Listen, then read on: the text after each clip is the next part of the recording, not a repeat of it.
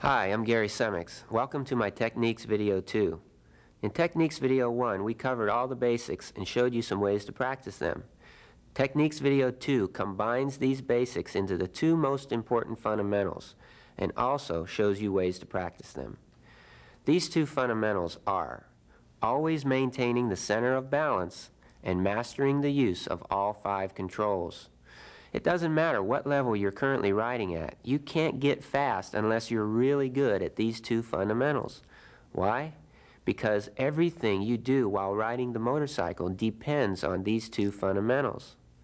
So we'll be referring to them often throughout this video. This video is divided into 5 subjects. They are body positions and movements, mastering the use of all 5 controls, starts, total flow concentration, and practice and training. So sit back, relax, and check it out.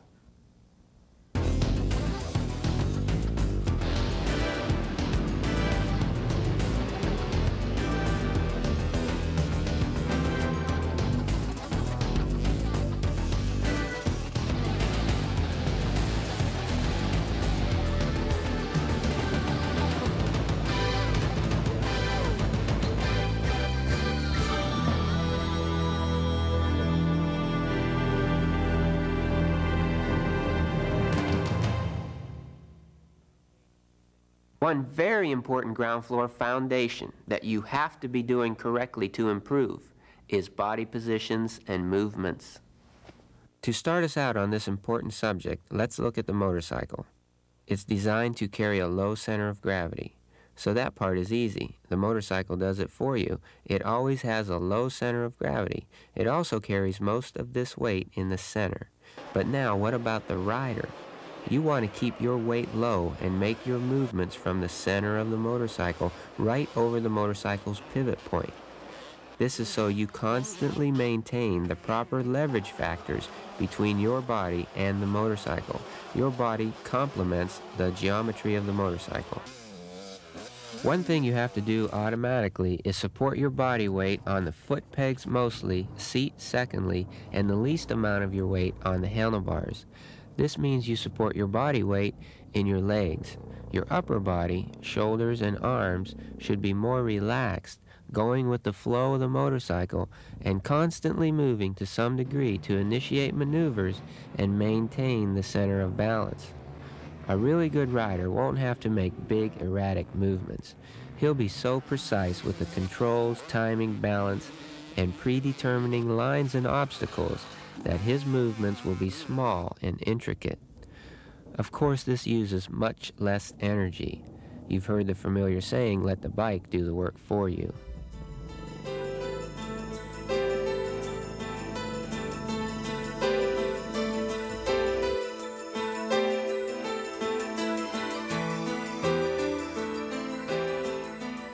Another good body position technique calls for the elbows to be up and out away from your sides.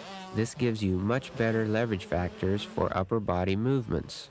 In order to ride this way, you have to grab the grips up high. Grab them with a lot of overgrab.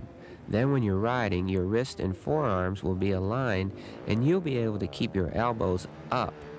A good way to check yourself on this is to sit in the central location, close your eyes and relax your arms at your sides. Then reach for the grips. Grab them how you normally would. If you don't have enough overgrab, you're not going to be able to keep your elbows up high enough while you ride. It's like low grip grabbers have low elbows. High overgrab, high elbows. Keeping your elbows up will also keep your shoulders centered. This is so you can move your upper body parallel across the handlebars. This will give you much better control to move the bike from side to side or up and down in a corner. If you ride with low elbows, you're much more likely to twist your upper body to the outside of the way you want the bike to go. This takes you out of the center of balance, which takes away your control.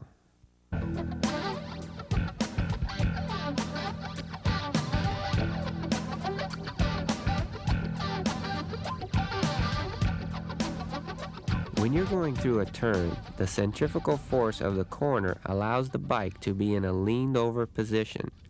So the better the traction because of a berm or bank, the faster you can go and the further you can lean over.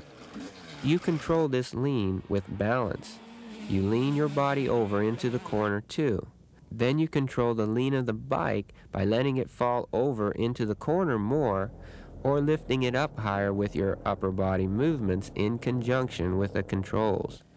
You want to lean it over far enough to cause the bike to have a low center of gravity in the corner. This will allow you to accelerate harder out of the turn, but you can only lean the motorcycle over a certain amount according to your speed and traction. This is one reason it's so important to always maintain the ability to control your speed and momentum. You do this by mastering the use of all the controls. We'll get into this a little more later. If you lean the bike over too far for the speed that you're going, you'll need to use your leg and pull up on the handlebars.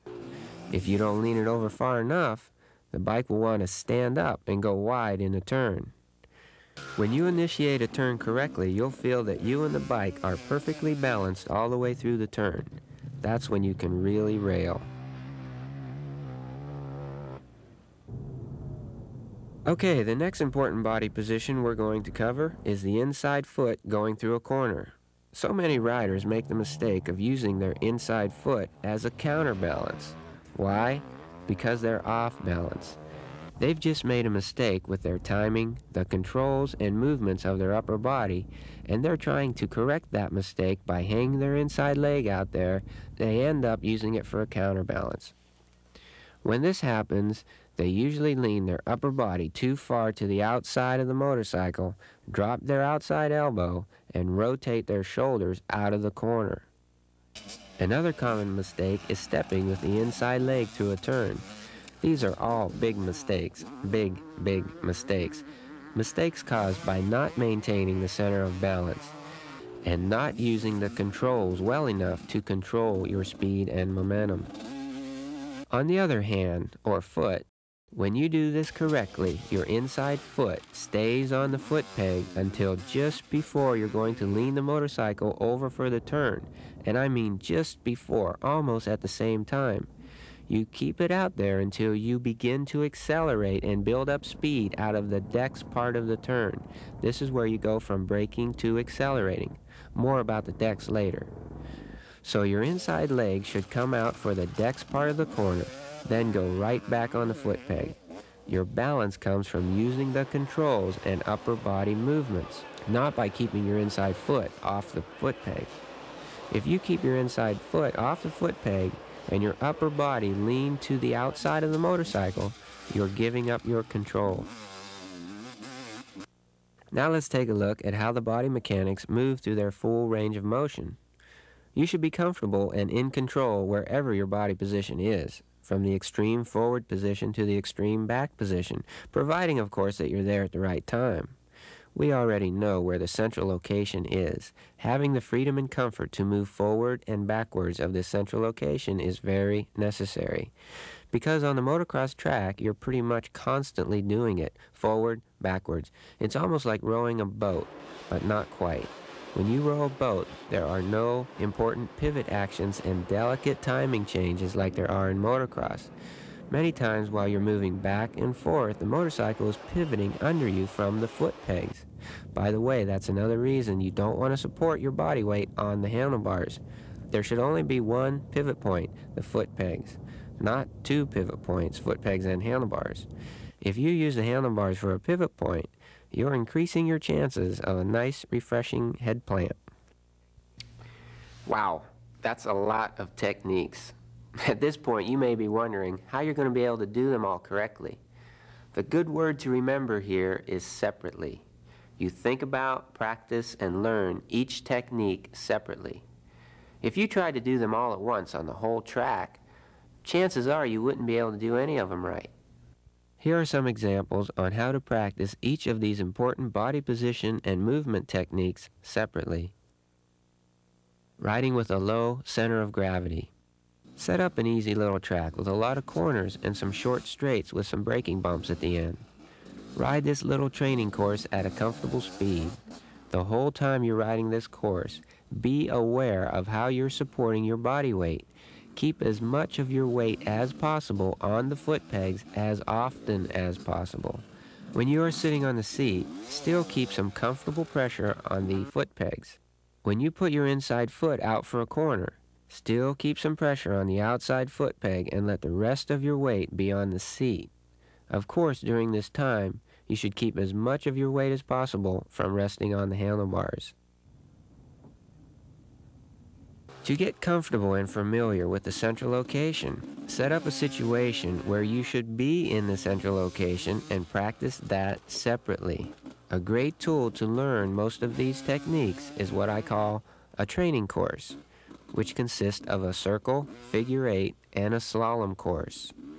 You can also use this training course to practice the standing position. A good checkpoint to make sure you're in the proper central location is that your head should be over the center of the handlebars and you should just be able to read the front number plate. Where to hold the hand grips, wrist and forearm alignment. After doing the stationary test with your eyes closed, like we talked about earlier, it's time to put this technique into practice. Use the training course again. Ride the course at a comfortable speed and just concentrate on your grip of the handlebars and keeping your elbows up and out away from your sides. Sitting and standing range of movement. It's a good idea to feel this range of movement in a stationary position before attempting it on the track. Put your bike on a good firm stand. Put a block under the rear wheel for even better support. Go through the full range of motion while sitting and standing. Be aware of all the movements and positions, like where your knees travel, the crouch and arch movement in your back, and elbow position.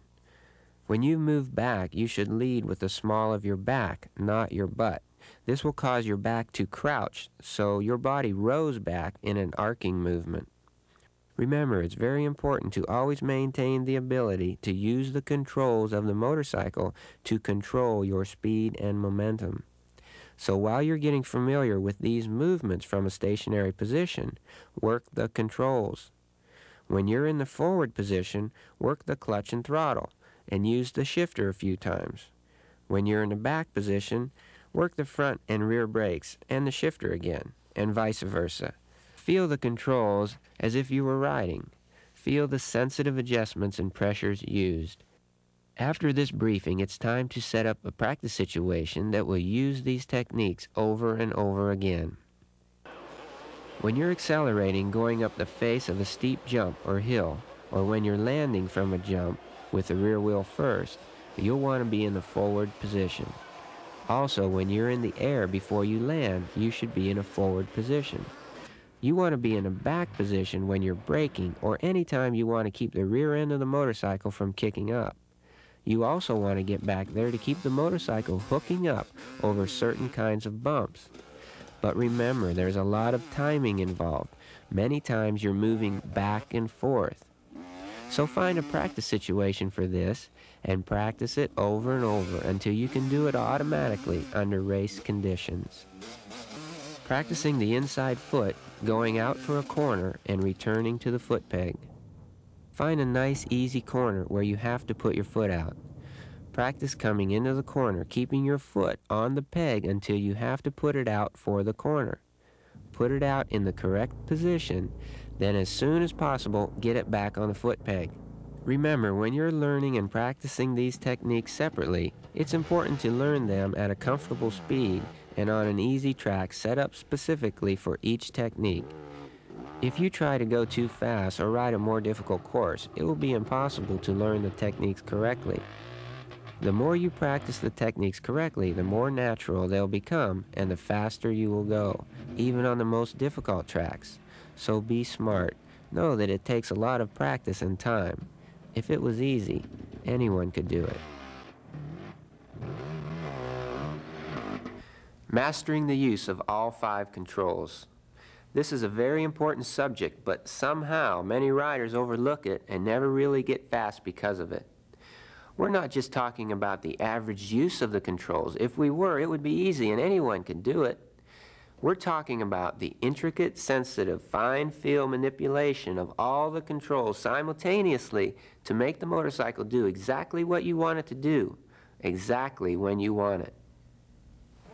Always being able to control the speed and momentum of the motorcycle. When racing a motocross track, you should either be accelerating or braking, never coasting.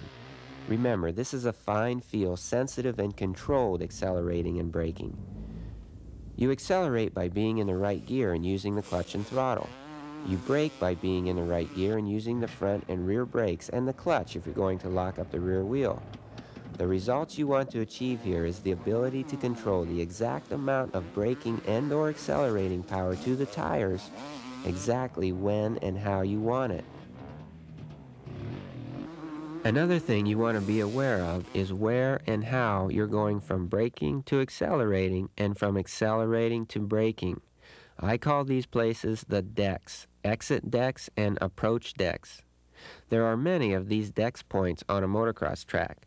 The most common places are corners. The most important part of a corner is where you go from braking to accelerating, the exit decks.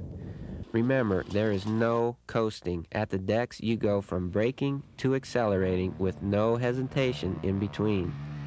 Many times, braking and accelerating will overlap, and vice versa. Accelerating and braking will overlap. In other words, you're adjusting the braking and accelerating at the same time. This not only controls the speed and momentum of the motorcycle and makes it handle better, it also makes it hold certain parts of the track better and adjust certain pivot actions, like the brake slide power slide pivot. More on this later. Let's look at some control techniques, then we'll study some ways to practice them. We'll start with the clutch and throttle. You should just about always use the clutch and throttle together. If you just use the throttle separately, you have to depend on the response of the engine. When you use the clutch and throttle together, you have total control of the response of the engine. You make it respond just how and when you want it to. You should have one or two fingers on the clutch lever most of the time. Anytime you may even remotely have to use it. You want to use the engine from where it makes good torque and horsepower. This will let the engine pull a long way, giving you time to shift to the next gear before it hits the red line. Good finger and foot control on the brakes is a definite must. Most riders don't use the front brake effectively or often enough. The front brake has more stopping power than the rear brake. Here's a good example. First, coming into this corner and just using the front brake. Stops pretty good, considering the ground is a little on the slippery side. Now the same thing, only this time I'm just using the back brake. Whoa, doesn't stop too good, even though the rear wheel was locked up. The front brake is also used in berms to slow the bike down and make it turn better before the decks. Many times the sensitive adjustment of the front brake and throttle are used together through the decks. This exactly controls the speed and momentum of the motorcycle through this crucial part of the turn. Whenever you may even remotely have to use the front brake, your finger should already be on the lever. The rear brake has many uses besides the obvious ones, like slowing the motorcycle down and locking up the rear wheel.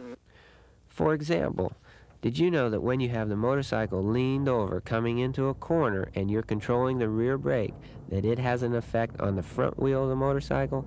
It does. In this case, it would pull the front wheel back and to the inside, keeping it from sliding out. When you're standing and back on the motorcycle, you have to reach for the rear brake pedal.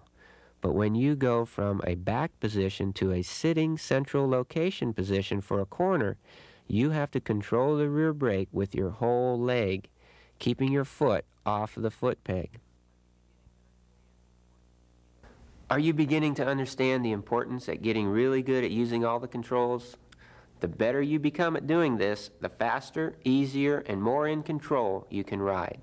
Riding will also be a lot more fun. Ways to practice the controls separately. Clutch and throttle. Find some soil that offers a lot of traction.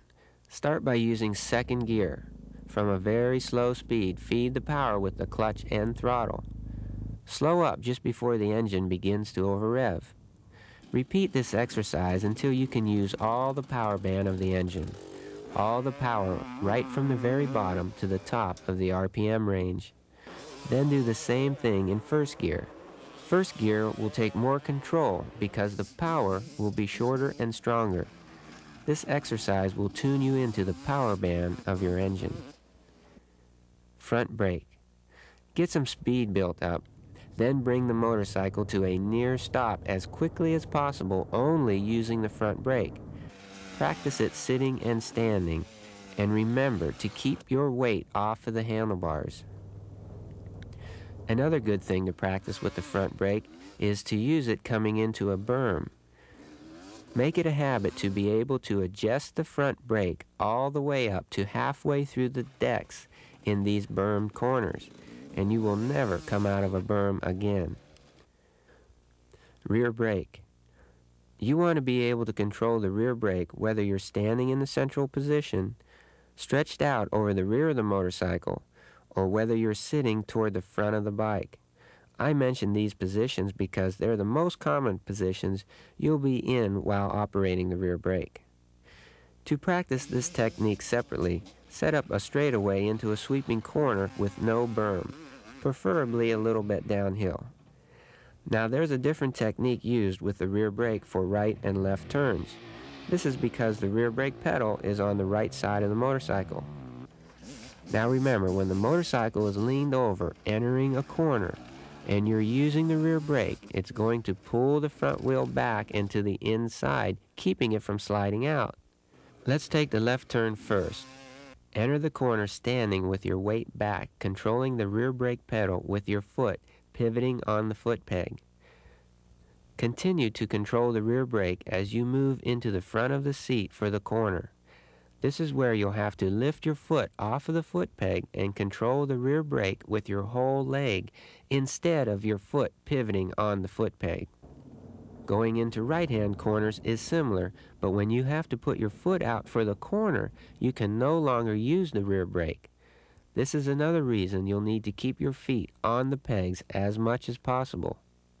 It's also another reason you need to be able to use the front brake well.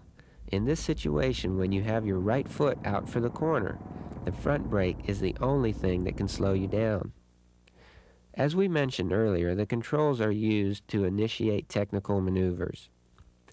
The rear brake is used to initiate a brake slide, power slide, used to square off a corner.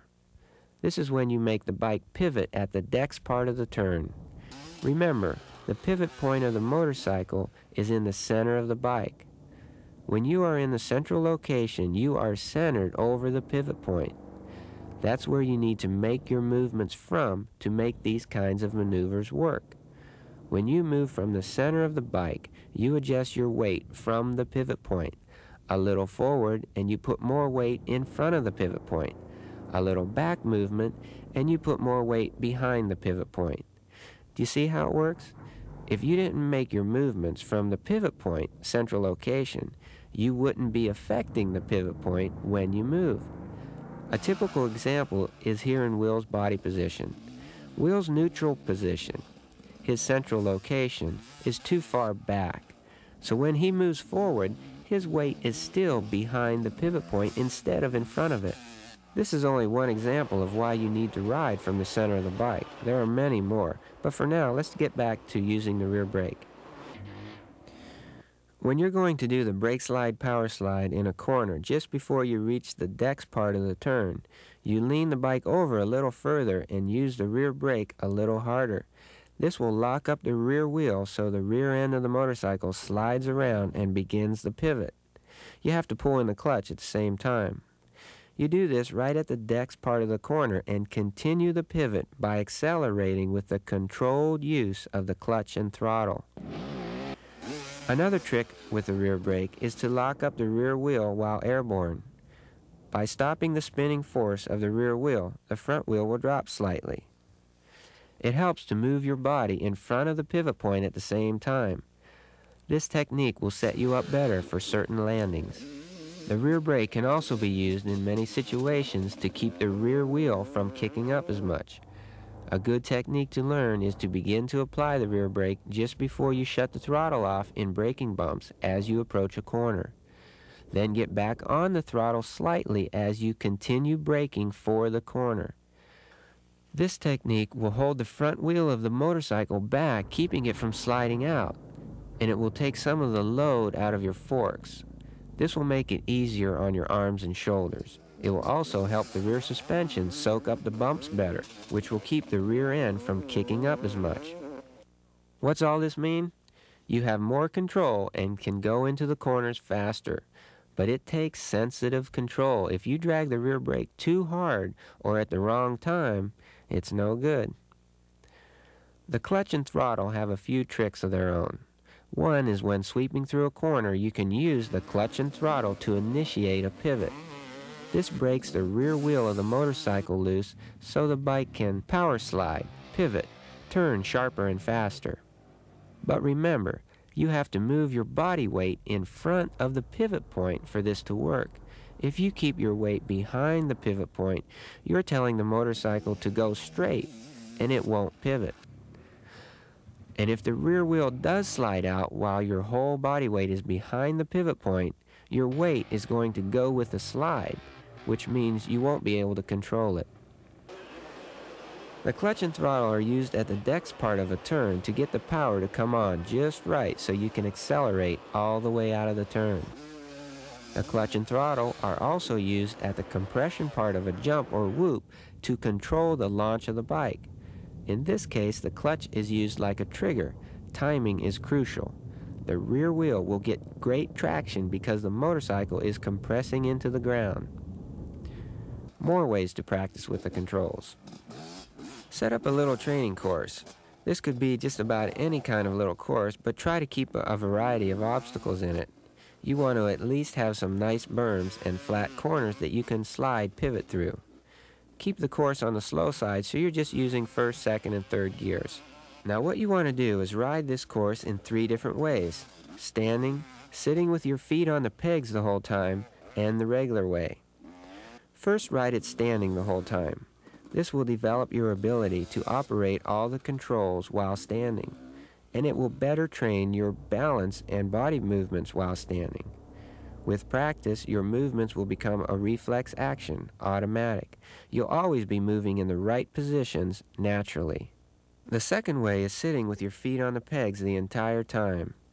This is the same idea as standing.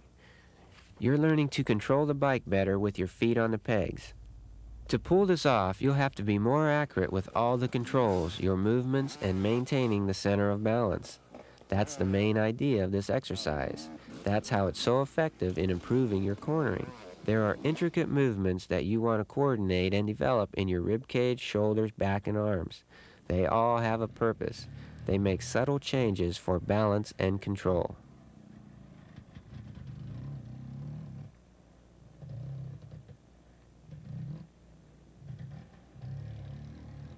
The third way is a regular way. Now you can stand, sit, and put your foot out for the corners. Just work at doing it all smoothly and correctly with a flow and rhythm. Try going 3 laps standing, 3 laps sitting, and 3 laps the regular way. Then do the same thing in the opposite direction. It's great practice to use the same method on the circle and figure 8 tracks. Remember, smoothness and consistency is the key. Sometimes you have to slow down in order to go faster. Learn to do the techniques correctly by practicing them separately. The speed will come naturally later. Even if you're already a fast pro, you can still improve and stay sharp by using these practice methods. I sure hope nobody's watching.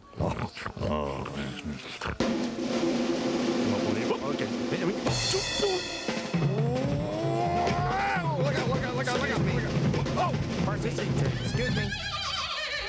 And don't forget, it can be very helpful to find a role model that you can respect, look up to, and learn from. There are very few legends in the history of motocross. It takes a special kind of person to carve the legend mark. There once was such a fearless leader, and they called him Poindexter.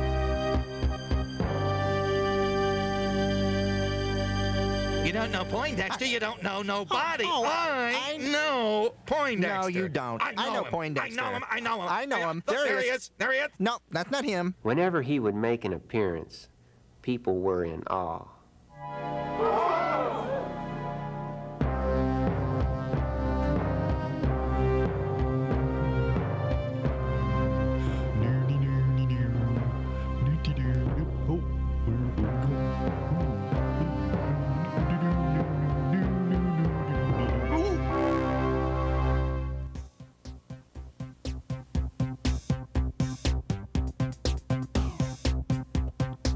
Here we are. Yep. Here we go. Yep, here I am. Big guy. Oh, what's this guy doing here? Yeah. Come on, buddy. Let's go. Come on. Let's move it. Come on. Yeah, you, buddy. Let's go. Come on. Yeah, here we go. This will be piece of cake.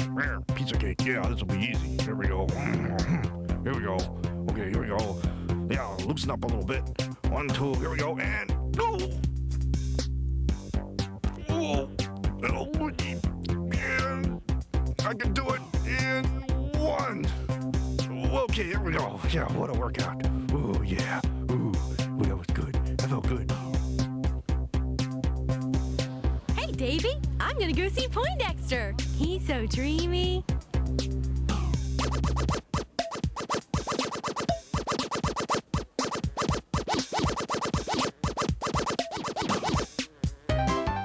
Oh, nice doggy. Oh, doggy, no. No, puppy. Go home, puppy. Where'd that dog go? I don't... Oh, my God. Oh, no. Look out.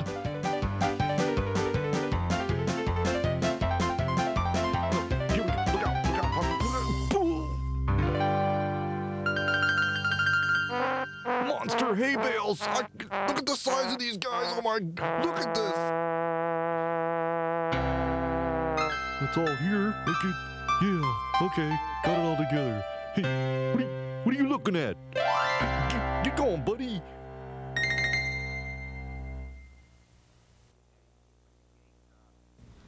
Hey, when the gate drops, the nonsense stops. Why is it that the better riders get the better starts? Part of the reason is they have better starting techniques. The other reason is mental. They know they can win the race, or at least do very well. When they're on the starting line, they feel confident and truly expect to get a good start. A good starter pictures himself winning the start whenever he thinks about it. He pictures himself coming out of the gate ahead of everyone and having the whole straightaway to pull on the rest of the pack. He pictures himself going through the first turn in the lead. The better you can picture, feel, and believe this will happen, the better your chances are at getting a good start. But before you get to this point, you have to know how to bring that motorcycle out of the hole fast, smooth, and easily every time. How do you do this? By knowing and practicing the correct techniques. You will use certain techniques for all starting situations, but you will adjust these techniques according to conditions, like traction, whether you can read the starter or not, and how far you can back away from the gate. First, let's look at starting techniques.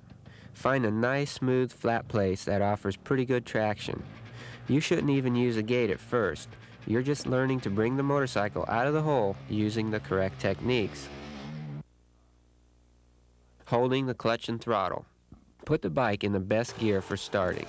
For 60s, 80s, and 125s, it's usually first gear. For 250s, 500s, it's usually second gear.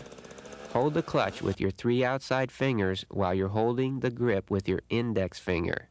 The fingers you use to work the clutch is rider preference, but however you choose to do it, you have to be able to work the clutch accurately and hold the grip at the same time. This is because the bike is going to pull you when you come out of the hole, so you're going to have to hold yourself forward to some degree. Let the clutch out slowly until it starts to engage, drag a little. Then pull it back just to where it's free again. Now your clutch is set and ready. Hold the throttle at a high idle so the engine is running clean and ready to make power. Now your throttle is set. When you want to go, open the throttle to a setting according to traction and leave it there. At the same time, or just a fraction of a second later, feed the power to the rear wheel with a clutch. When you do it right, it's a constant flow of power all the way out of the hole. If you do it wrong, it will be broken up power feeds instead of a continuous flow of power. Now let's look at the body positions and movements for starting. You want to sit on the front part of the seat with all your body weight on the seat and left foot peg. You should be very comfortable and relaxed in this position. Lean your upper body a little forward. Now you're set and ready to go. When you have a lot of traction, sit a little further forward on the seat. As you go, straighten your back and lean your upper body forward using your stomach muscles and the handlebars. Get your weight as far forward as possible to keep the front end down.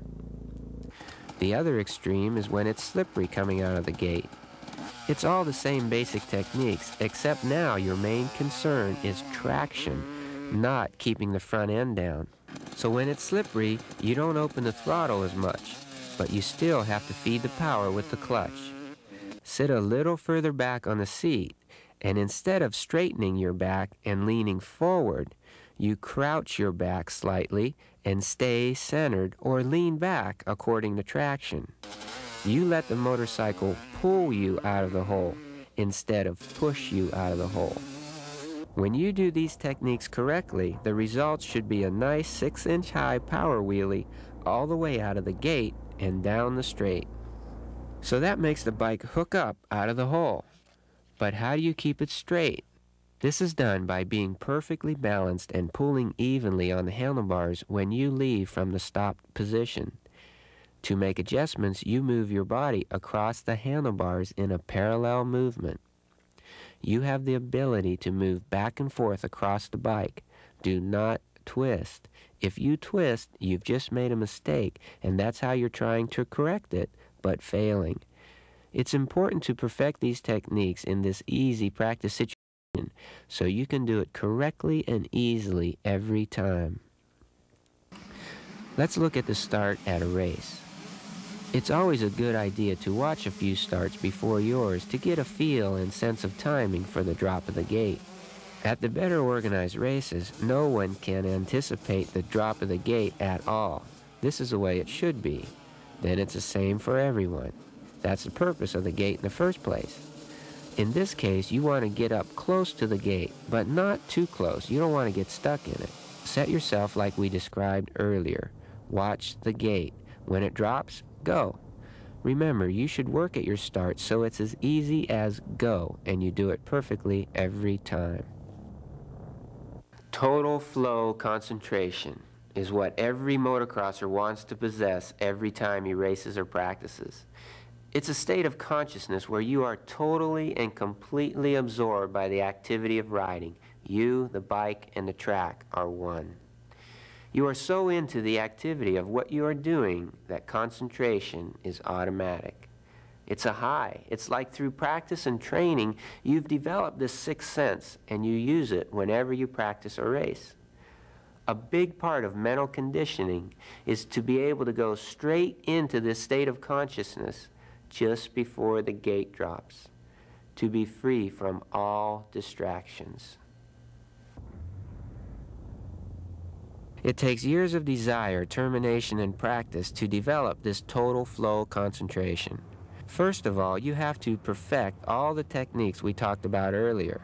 When you can do everything correctly with the bike and track, that it's easy, natural, and automatic for you, things will come together and you will experience total flow concentration.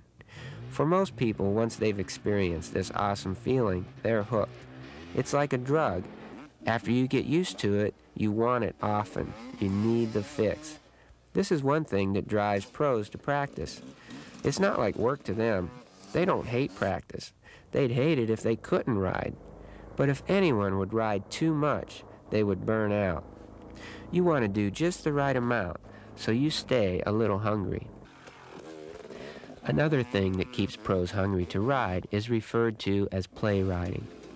It's a good break from grinding out motos and practicing techniques. One of the most common types of play riding is jumping obstacles. It's excellent fun and practice to go out with a few of your riding buddies and find things to jump. It usually gets into a contest to see who can find the raddest jumps and see who will jump them first. Once you find a good one that you think can be made, you may have to take some chicken runs at it to just figure out how you're going to jump it. Once you think you've got it figured out, you go for it and clear it, or at least you hope you clear it. This gives you experience and confidence to know what you can jump on the racetrack. The first time you jump a certain jump is always the most difficult. After you jump it a few times and begin to get it wired, it gets easier and easier. Then it's good practice to try different ways of jumping it, like using different approach speeds and gears, or doing some of those crowd-pleasing aerial maneuvers. But remember, these are advanced practice techniques. Before you attempt these kinds of jumps, you should have learned the art of jumping on easier, more forgiving jumps. To reach the higher levels of riding, which would enable you to do everything perfectly and flow around the entire motocross track, you first need to be able to do everything technically correct, like we have explained so far.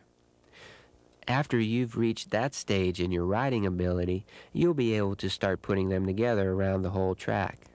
Think about this. The top pros cut lap times lap after lap for 35 minutes, and every lap is within 2 seconds time difference. Most laps even closer, and many times there's 5 or 6 riders doing this together. This is on national tracks that are 2.5-minute lap times. And it's the same thing in Supercross, with the exception of shorter motos and lap times. How do they do this? They've mastered all the techniques. They have years of experience. They've dedicated themselves, and they race in total flow concentration.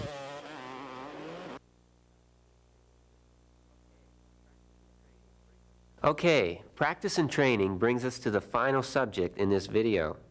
Say you're working at perfecting all the techniques, and you're practicing and racing every week. How do you keep improving? How do you keep getting better and better? How do the top stars in motocross get and stay at the top?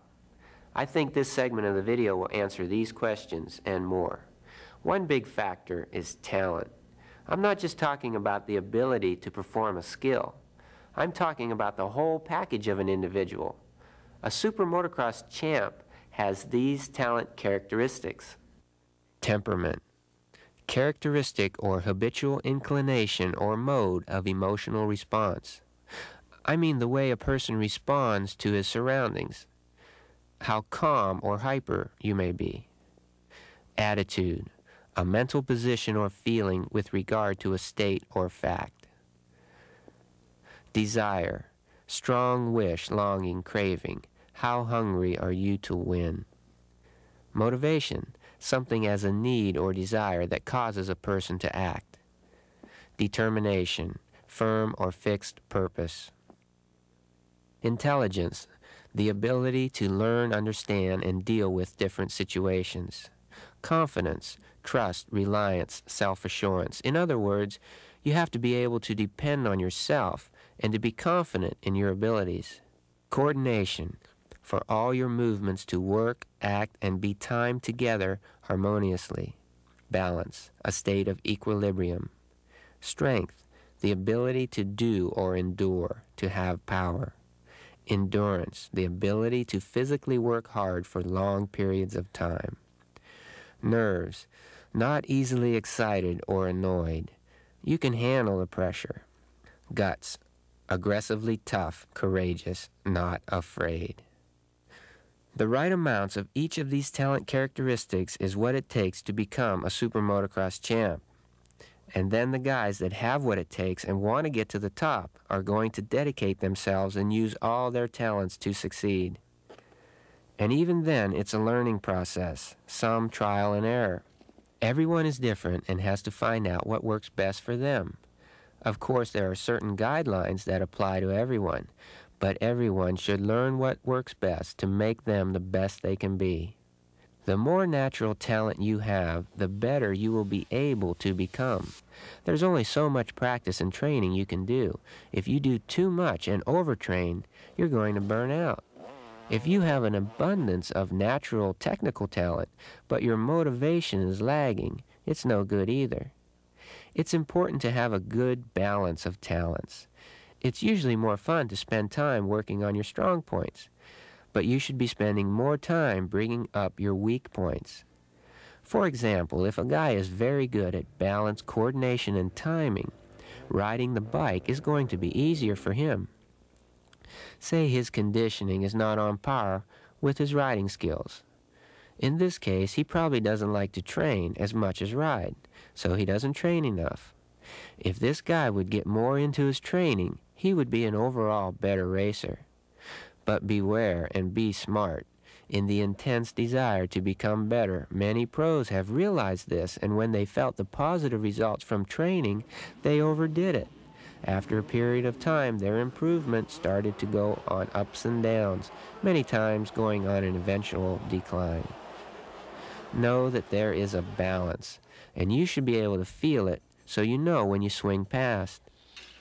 This is why it's so important for any athlete, and especially motocrossers, to be in tune with what's going on with their conditioning, to know what things make them better, what things make them worse, and what things don't matter at all.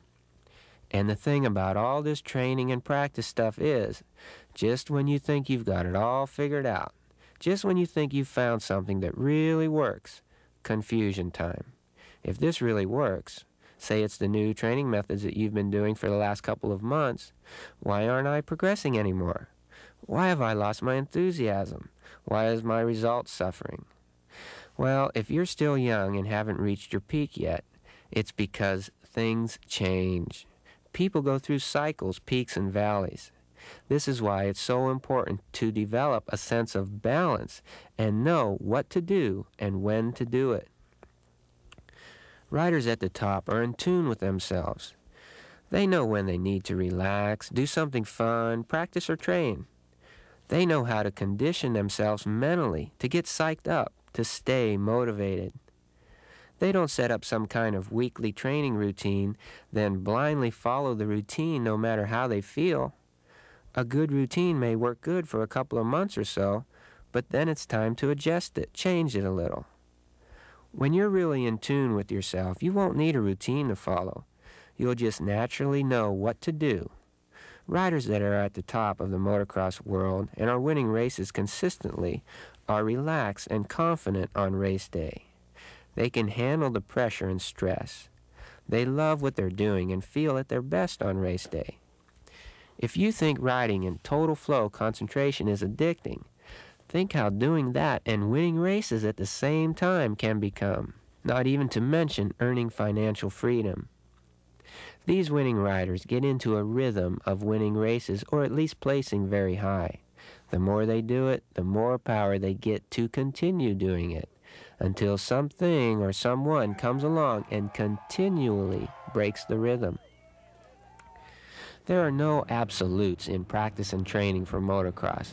It takes a combination of many things working together to get the desired results. And remember, there are exceptions to every rule. Oh yeah, money. That's another big factor that has a lot of bearing on potentials. It takes some bucks even for a privateer to get competitive on a local level.